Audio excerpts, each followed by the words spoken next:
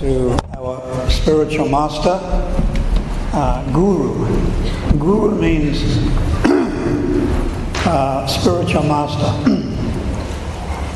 So we have deity, deity of His Divine Grace, A.C. Bhaktivedanta Swami Srila Prabhupada, who came here to South Africa in 1975, Durban Town Hall, and a few other places. So, in order to learn anything properly, one needs a teacher. Sometimes people teach themselves, but if you want to learn cricket properly, or can turn the lights down a little, it was nicer before.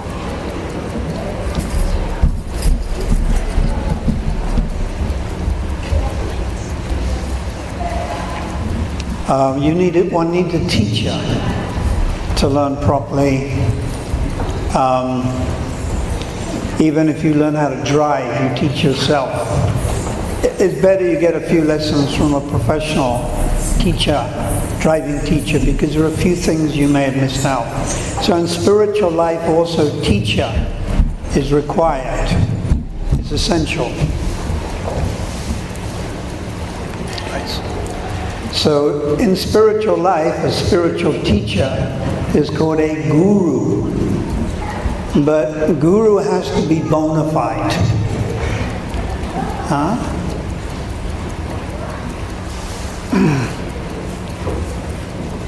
Shivananda, how it was before. It was sort of darkish outside and light here. Okay. How it was before. Yeah. Dark there, and I was being small. Okay. So we'll say a few prayers, and then we'll read from Bhagavad Gita.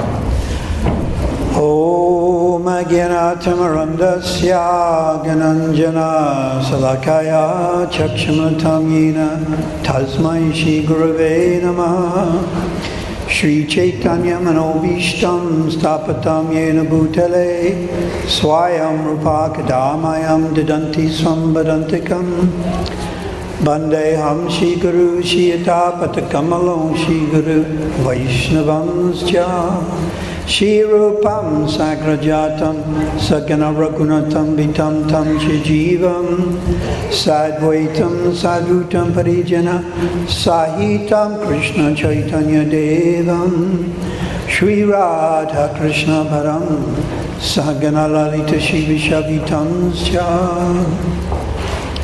Namaram Vishnu Padaya Krishna Prasthaya Bhutale Srimati Bhaktivedanta Swami Niti Namine Namaste Saraswati Deve Gauravani Pacharine Nivishesha Shunyavadi Praskachayate Satarine He Krishna Karana Sindhu Dinabandhu Jagatpate Gopisha Gopikanta Radhakanta Namostate Tapta Kancha Gaurange Radhe Vrindavaneshwari Vrishabhanu Sutadevi Pranamani Hari Priye Vanchakalpa Turubhyascha Kripa Sindhu Bhyevacha Patitanam Bhavanebhyo Vaishnavebhyo Namo Namaha Shri Krishna Chaitanya Prabhu Nityananda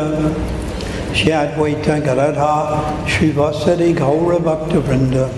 Now everyone together please. Hare Krishna, Hare Krishna, Krishna Krishna, Hare Hare, Hare Rama, Hare Rama, Rama Rama, Hare. Everyone again.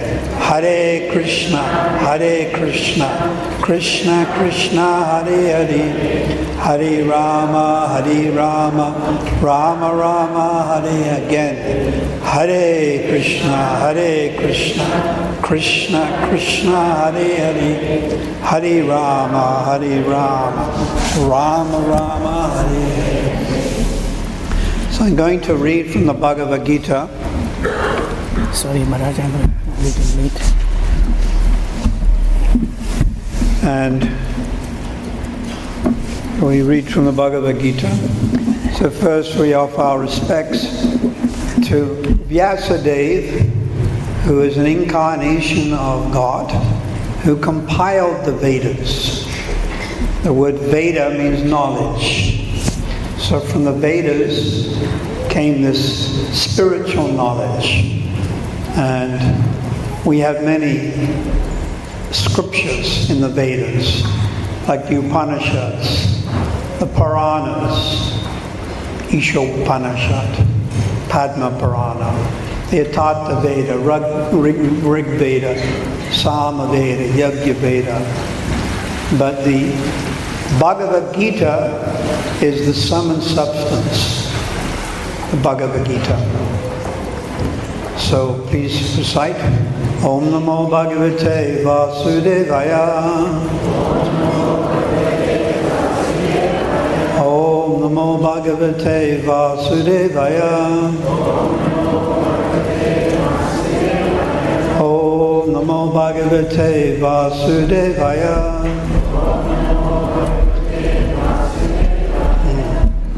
Some people may argue, you're reading this book, Bhagavad Gita, Bhagavatam, and they argue it's written by ordinary human being. So if it was written by an ordinary human being, there would be no point in actually studying it carefully and reading it. The Bhagavad Gita is understood to be spoken directly by Lord Krishna some 5,000 years ago. And this Bhagavad Gita is presented to us in discipled succession. Discipled succession is very important. In other words, I am speaking what I heard from my Guru. So there's deity of my Guru. Then he is speaking what he heard from his Guru, Srila Bhaktisiddhanta, who is speaking what he heard from his Guru. And it goes all the way back to Lord Krishna. And this is called disciplic succession, or in Sanskrit, parampara. Parampara. Yeah. In India, the mango is considered the king of fruits. But the best mangoes begin at the top of the tree. So in order to secure those mangoes, you don't throw them down. Young children, boys, they climb the tree and they pass the mango down from hand to hand. Then it reaches the ground, it's not bruised, it's not damaged. So this transcendental knowledge has to be passed down. And this is called parampara.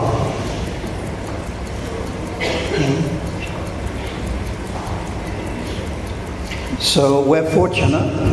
We're in the Brahma, Madhva, Gaudiya Sampradaya. This ISKCON or Hare Krishna movement is not something new. Again, people say, well, it's something new. It appeared in America in the 1960s. Not true. It's also true, yes. In America it started to take root. But it's coming from India, Vrindavan, Navadvip. And their Vaishnavism has been practiced for thousands of years. So this is very bona fide. It is not some concoction. It is not sort of made up. So I'll read a verse from the Bhagavad Gita which describes the importance of this parampara. So it's chapter 4, text number 2. So we'll repeat it. I will say it, you repeat after me. So this is the original Sanskrit. So after me. Evam, evam, parampara, praptam, imam rajasayo vidu sa kalenaha mahata yoga nashta parantapaha. Yoga nashta parantapaha. So that's the Sanskrit. The original language has to be there for authenticity's sake. Otherwise you can say anything. But this is the original Sanskrit. So evam parampara taptam imam rajaso vidu sakalena mahata yoga nashta parantapaha. English translation. This supreme science was thus received through the chain of disciplic succession, and the saintly kings understood it in that way. But in the course of time, the succession was broken, and therefore the science, as it is, appears to be lost. So this is Lord Krishna. Now who's he speaking to? Arjuna. Arjuna is his devotee. Where is this taking place? On the battle of Kurukshetra. Perhaps 4 hours north of Delhi. Kurukshetra, it's a place. And 5,000 years ago is the date. So please repeat. This supreme science was thus received through the chain of disciplic succession, and the saintly kings understood it in that way.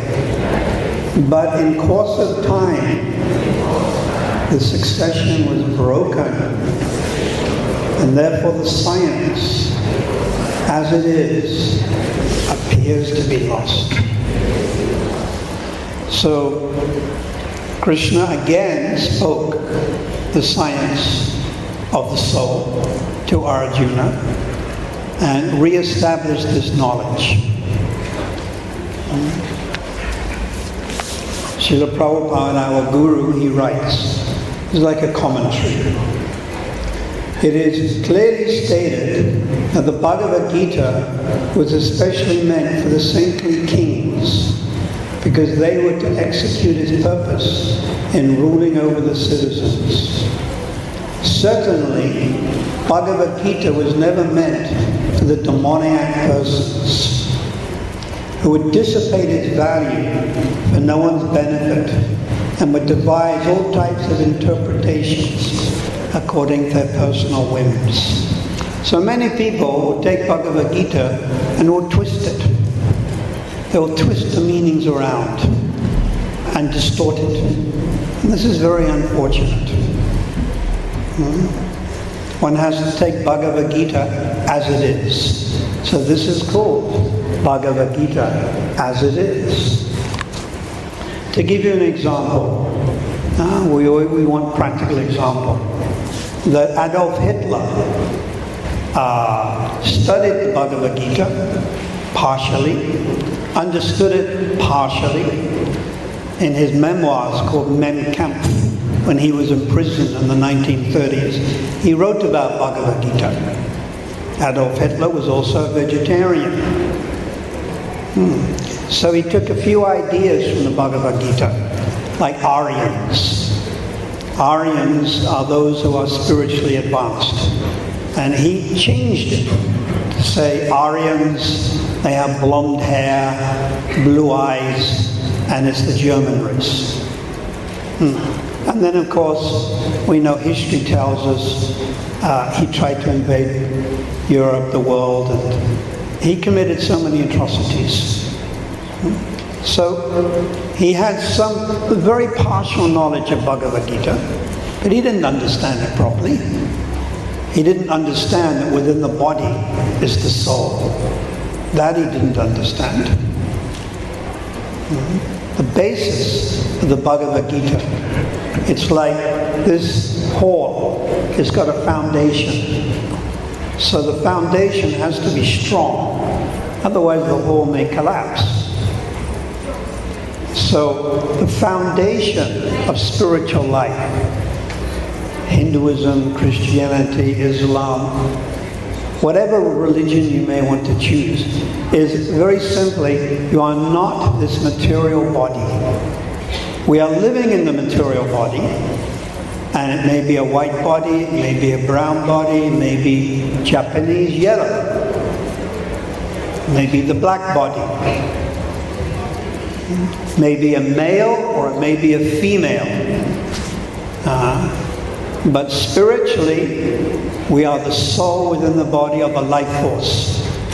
It's called Chetaha, life force. And this is the basis of any type of religious activity. You at least have to come to this understanding. If you're the Hindu or the Christian or the Muslim and you haven't understood this, then Shrama Eva Kevalam, basically it's a waste of time. Your religious activities and pursuit, it's a waste. There has to be this understanding that within this body there is the soul, the spirit, and the symptoms of the soul is consciousness. You are all conscious. You're feeling a little hungry, you're feeling thirsty, it's winter, you feel cold, it's summer, you feel hot. You are conscious. But this chair that I'm sitting on is not conscious. There's no soul within this chair. If I leave this chair out all night in the car park in Pinetown, in the Civic Center, does the chair feel cold? What do you say? Does the chair feel hungry or thirsty? If I put you're sitting on the plastic chair, put two plastic chairs together, do they feel some attraction? Perhaps some attachment? Do they have a relationship? No, but human beings, we get attached. The woman gets attached to the man gets attached to the woman. We have relationships. So that is because we are conscious. There's a soul within the body, or rather we are the soul. But people are misidentifying, and they think, I am this body, I am the American, I am the South African, I am Hindu, I am Muslim, you are a woman, I'm a man. It's called upadi. These are all designations. Just like you are sitting in this hall peacefully. Now, because you're in the hall, does that mean you become the hall? Are you now Pinetown Civic Center Hall? No. You can move into the hall. You did half an hour ago. And in another 90 minutes, you'll move out of the hall. In the same way, we, the soul, inhabit the body for some 90 years, 80, 90, 100 years, and then we leave the body, and that's called death. As soon as the soul leaves the body, heart stops beating, blood stops going to the brain, death comes. And then immediately after the soul leaves the body, death, rigor mortis, and then within a few hours, the body begins to smell. Therefore we have to put it on ice, isn't it? The freezer. And then the dead body. Do we keep the dead body hanging around? You know, like my grandfather's body, we hang it on a hook and leave it in the hallway. No, it's burnt, it's buried, according to your religious belief. Hindu custom and the Vedic scriptures recommend the body is burnt because it's a further type of purification.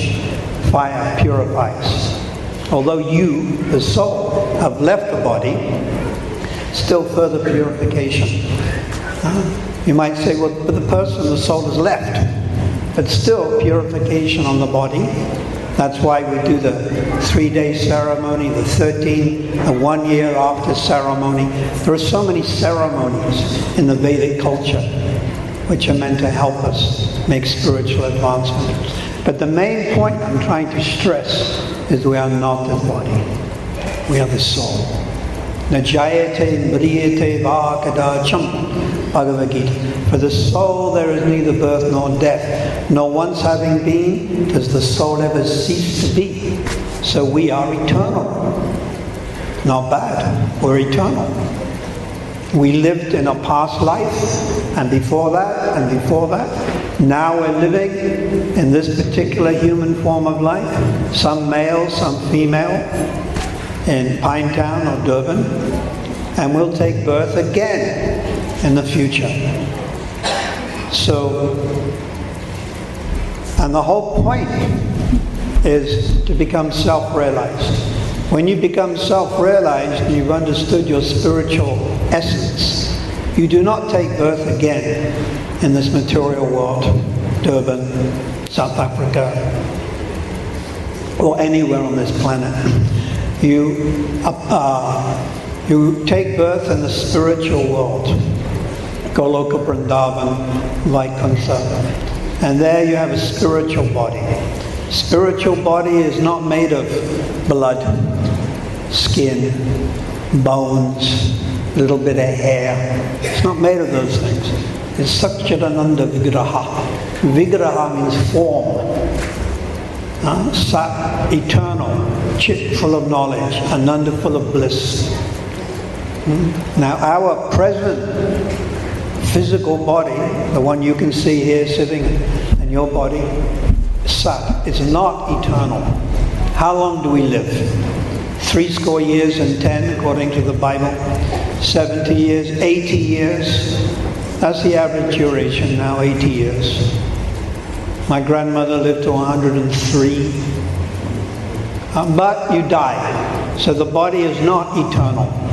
But you, the soul, are eternal. And that's called Sat. Sat, Chit. Chit means full of knowledge. We are not full of knowledge. When you're born, we're born in ignorance. You don't even know who's your mother or your father. When you come out of the womb, you have no knowledge. And then gradually you begin to understand, this is my mother, and then this is my father, and perhaps this is my brother and sister. And then you learn English or the language, Zulu, whatever it is you speak, you learn. And then some education. But even when we're educated, matric and university, we still have very limited knowledge. But in the spiritual world, there is much more knowledge. There is full knowledge. Satchit Ananda. You know that word Ananda? It means bliss, happiness, joy, pleasure. It's called Ananda. So in the spiritual world, in a spiritual body, we're full of unlimited happiness. But the opposite is true now. In this physical body, it's full of pain. Especially as you get older. You've got to be honest. But as you get older, aches and pains, cancer, lumbago, kidney failure, liver failure, backbone begins to give up, headaches. This is the physical body. It's not the soul. The soul doesn't get AIDS. The soul doesn't get flu. The soul doesn't grow old. The soul doesn't have a headache. It's this physical body. We call it this physical or material body. So spiritual life means being able to discriminate. The word is vichar. To discriminate, to understand. It's a symptom of intelligence. One of the symptoms of intelligence is to be able to discriminate. And lack of discrimination means lack of intelligence. So, certainly, Prabhupada says, the Bhagavad Gita was never meant for demoniac persons. So I mentioned Hitler, who would dissipate its value for no one's benefit and would devise all types of interpretations according to personal whims. As soon as the original purpose of Bhagavad Gita was scattered by the motives of the unscrupulous commentators, there arose the need to re-establish the disciple succession. At the present moment, there are many editions of the Bhagavad Gita in English, but almost all of them are not according to the authorized disciple succession.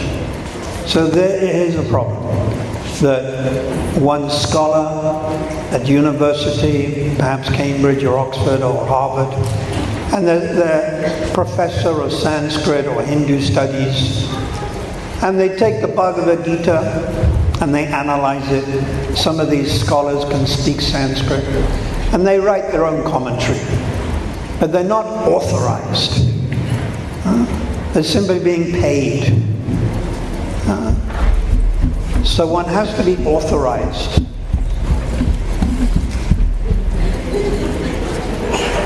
I thought she was going to take over.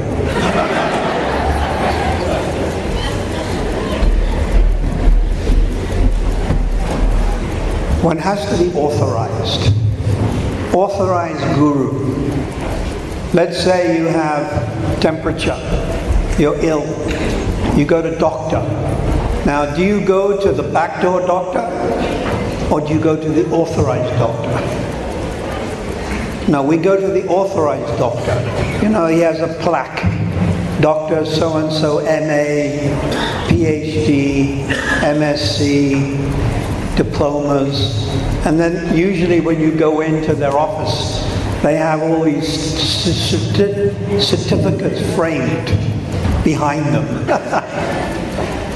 So do you go to the authorized doctor, or you go to the backdoor doctor? You're very foolish to go to the back door. Quack. Is that what they call them? Quacks. So in spiritual life also, one has to go to the authorized guru.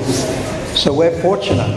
Srila Prabhupada, the inspiration behind the Hare Krishna movement, he's fully authorized. He left India in 1965, and he thought, let me preach. So outside of India, he thought, what is the best country to preach? So he thought England. And he had done for many years. But previously, England was like the center, the British Empire and all that stuff. But England slipped into obscurity, and he thought, now the center is America. And of all cities in America, which would be the Big Apple? New York. So he went to New York. Now he's 70 years old. He has no money. When he walked off the ship, didn't fly, went by ship. He didn't know whether to turn right or left. He had no idea what was going to happen. But he started preaching Bhagavad Gita, having kirtan, chanting the names of God in the parks, Tompkins Square.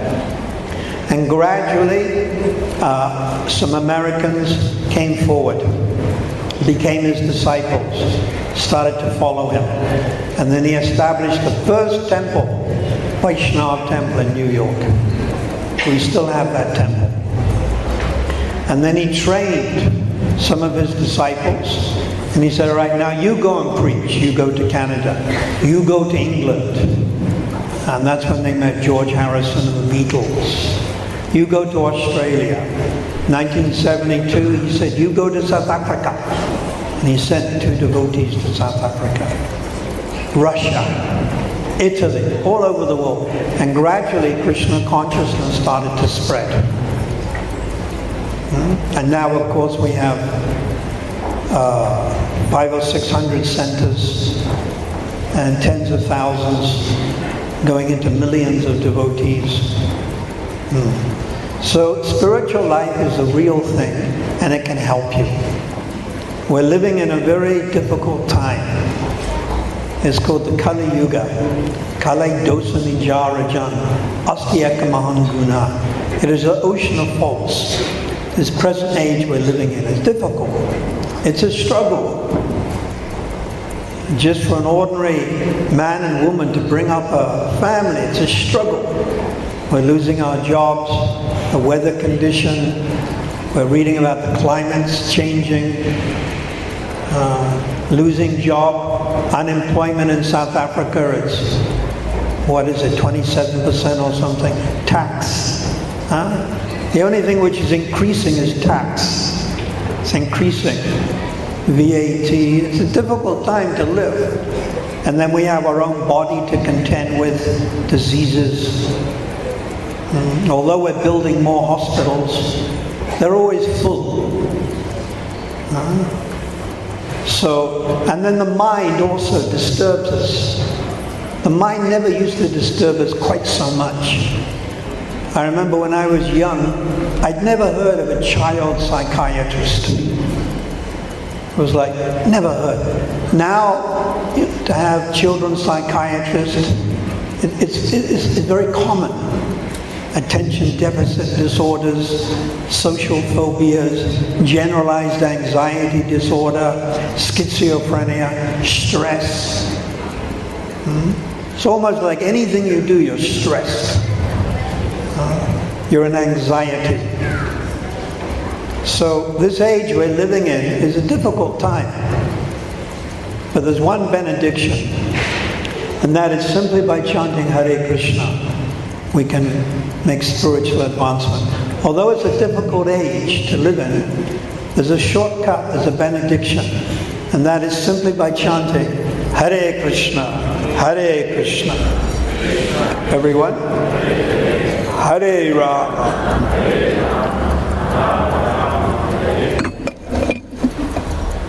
Kirtanya Devi Krishnasya Mukti Bandha Sama. Simply by chanting Krishna's name, one can make spiritual advancement. This chanting is so powerful. Nam no yavati shakti papa niranahare. By chanting the names of God, you can counteract more sinful reaction than you can perform. Living in the Kali Yuga, there's sinful activity everywhere. You turn on the TV, you look at the newspaper, Sunday Times, tomorrow, corruption, rape, accidents, everywhere is inauspiciousness. But by chanting the name of God, one can counteract sinful activity. No doubt we have been sinful in the past. And then of course what to speak of our last life, and the one before that, and the one before that. So when you're sinful, you get reaction. It's called the law of karma. And you can't bribe God. Definitely you can bribe the local magistrate. You can bribe the lawyers. You can bribe the police. I'm sure it goes on all over the world. We know that. But you cannot escape the law of karma, action and reaction. But by chanting Krishna's name, one can counteract. And Krishna says in Bhagavad Gita, you surrender to me, and I protect you from all sinful reaction. There's a famous verse, Sava Dhamam Parityajya Mamekam Sharanam Vraja Aham Tam Sava Papabhyo. Chapter 18, text 65. Pap means sin. So you can counteract all sinful reaction simply by chanting the name of God. Therefore Lord Chaitanya Mahaprabhu traveled all over India 500 years ago introducing this chanting of Krishna's name. And that's what Prabhupada did, our guru, when he went to America in 1966. And when he came here to South Africa in 1975, introduced the chanting of the name of God. So we humbly request that you also take to this chanting. What will you lose? You will lose nothing. Perhaps 10 minutes of your time. Now we chant on the beads. You get some beads, you chant the Maha Mantra. And what will you gain? Unlimited blessings from the Lord. The name of God is non-different from God. Krishna or God is all strength. You want strength to deal with your problems. to carry on as responsible parents, to survive in this present materialistic society. One needs strength, bala. This comes from Krishna, God. And when you chant His holy name, you invoke that strength. It's also said by Ramananda Roy that one who chants the name of God, he possesses the highest wealth. We're talking about spiritual wealth, not material wealth, dollars, Bitcoin, euros, rupees. Real wealth means to have connection with God, to be peaceful. If you have connection with the Lord through chanting His holy name, you'll naturally be peaceful. The mind, paramam, shanta, to be peaceful. So my humble request, all of you are very pious, otherwise you wouldn't be here tonight. You're religious, you're saintly, you have some interest in spiritual life. You may be members of different groups or whatever, different cultures. Like I come from the European background, born in England. But still, you can chant the holy names of the Lord. So we encourage you, please take this seriously and try this chanting of Hare Krishna, and you will benefit. And this benefit also goes to your family, immediate and also extended. What's extended mean? Forefathers. Best way you can honor your forefathers is by becoming the serious devotee of Krishna. So thank you very much for attending this festival, and we encourage you to take it a step further. We have our temple in Chatsworth, Sri Sri Radharadhanath. Every Sunday afternoon we have programs. Devotees give talks, visiting gurus, ladies, etc. Come and hear this philosophy. And also in Phoenix, we have big temple. And in Peter Maritzburg also, we have centers, Namahata groups that meet. So in this way you'll benefit yourselves. We're putting on these programs at great expense, giving out prasad, not cheap, but we're not asking for any money, simply that you show some interest in spiritual life. So there's a few questions. I'll try to answer these few questions. What does the Maha Mantra mean, and what are the benefits? Mantra, man means mind, tra means to release. A mantra releases the mind from thinking of mundane things. Maha means the greatest. Namo Shivaya Namaha, Namo Narayana Namaha. These are all mantras. Om Namo Bhagavate Vasudeva is a mantra. But Maha, Sarva Vedesha Justate. All mantras in the Vedas, Sarva Vedesha, of all mantras, you'll not find anything more superior, more powerful than the Maha Mantra, which is Hare Krishna, Krishna Krishna, Hare Rama, Hare Rama. It's 16 words. Nam Nam, Soda, Iti Soda Sham, and it's the destroyer of the evil effects of this age of Kali. And what are the benefits of chanting the name of God? The ultimate benefit is love of God. But before even getting there, the first characteristic of devotion to God or chanting is freedom from material distress. It means freedom from distress. And we're all in distress. It's just relative, some more than others. How many times should we chant a day? How should we chant while we're at work? Perfection, Kirtanya Sadahari, is to always chant. Sada means always. but many of us are working, so it may not always be possible. So those who are serious in spiritual life, they get initiated, and they take a vow to chant 16 rounds every day, which is approximately 2 hours. 2 hours out of 24 hours they chant. But many people may chant 1 round, which is 10 minutes, 2 rounds, 3 rounds. That's on the beads.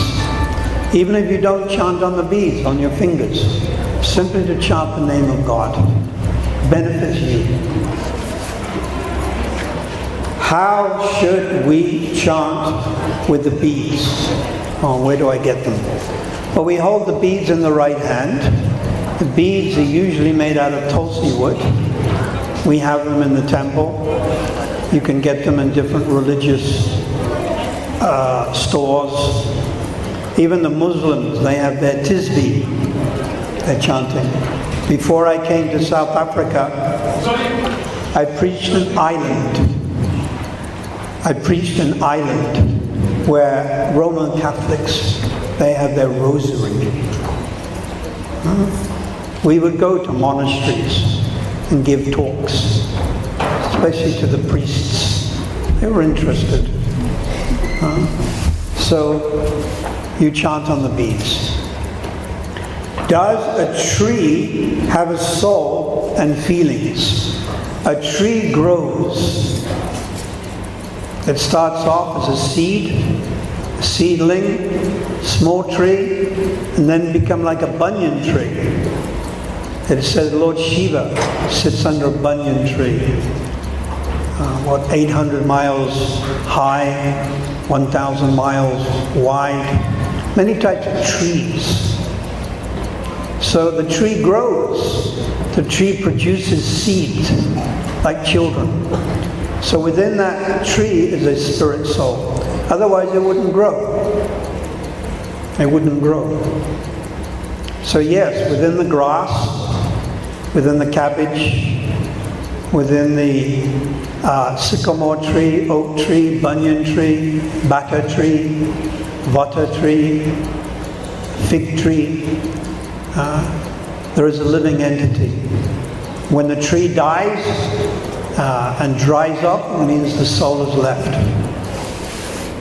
But we are also soul, but we've taken birth in the human life, so we're more fortunate.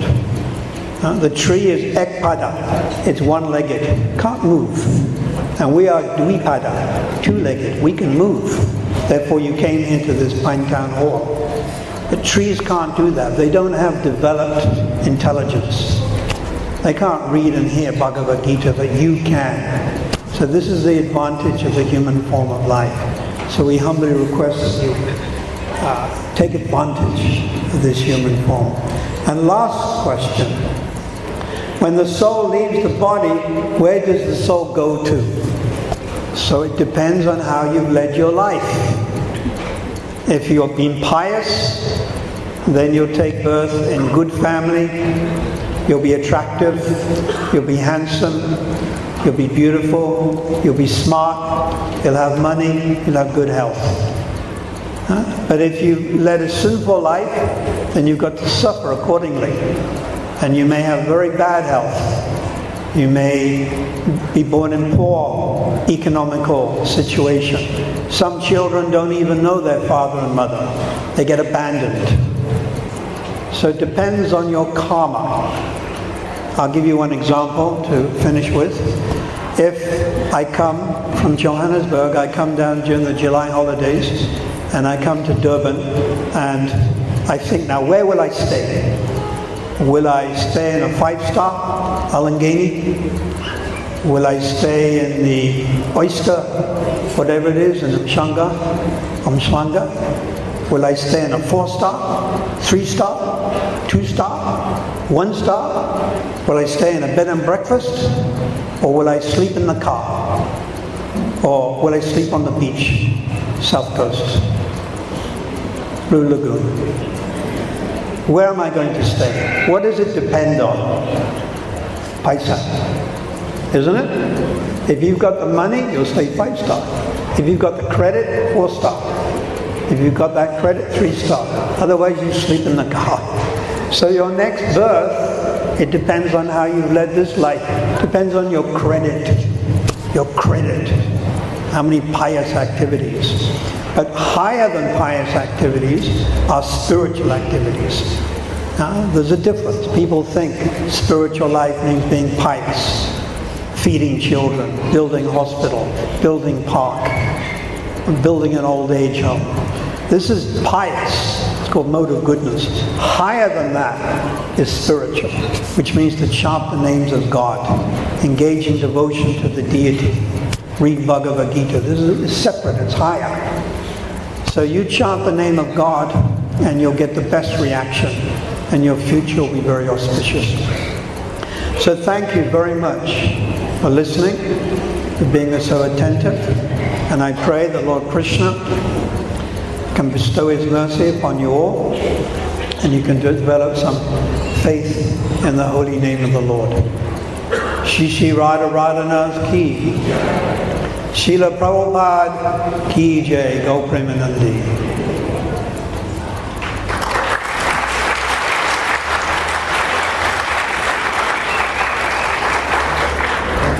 Maharaj for that really inspiring talk. His Holiness Father Satyas Goswami Maharaj ki. His Holiness Father Satyas Goswami Maharaj ki. His Holiness Father Satyas Goswami Maharaj ki.